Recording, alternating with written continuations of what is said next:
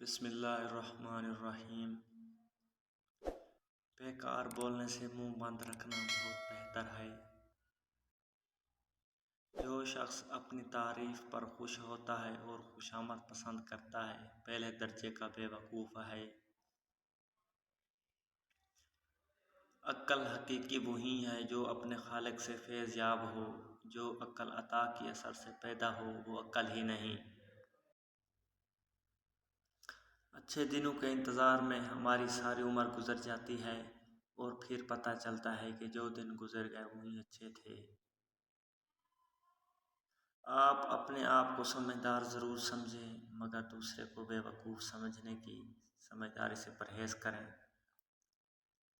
اپنی زبان کی تیزی اپنے دل پر مت لاؤ کہ دل تو ٹوٹ جاتا ہے مگر زبان نہیں ٹوٹتی۔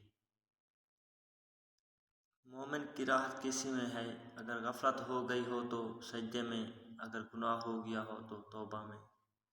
مومن وہ ہے جس کی تنہائی پاک ہو۔ انسان کو اس کی برائیوں سمیت قبول کرنے والا ہی اس کا سچا دوست ہوتا ہے، کیونکہ خوبیاں تو دشمن کو بھی متاثر کرتی ہیں۔ تم پانی جیسے بنو جو اپنا راستہ خود بنا لیتا ہے، پتھر جیسے مت بنو جو دوسروں کا راستہ بھی روک لیتا ہے۔ جو شخص تمہارا غصہ برداشت کر لے اور وہ ثابت قدم رہے تو وہ تمہارا سچا دوست ہے۔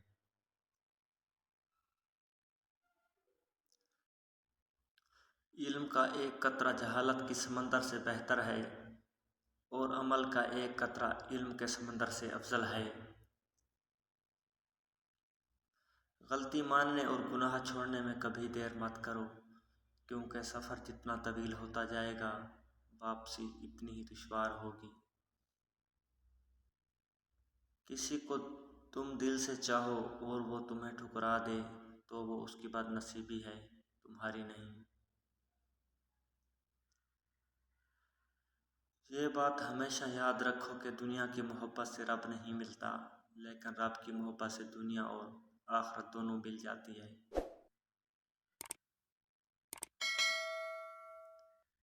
تمام محبتوں سے بڑھ کر محبتوں کا حقدار اللہ ہے۔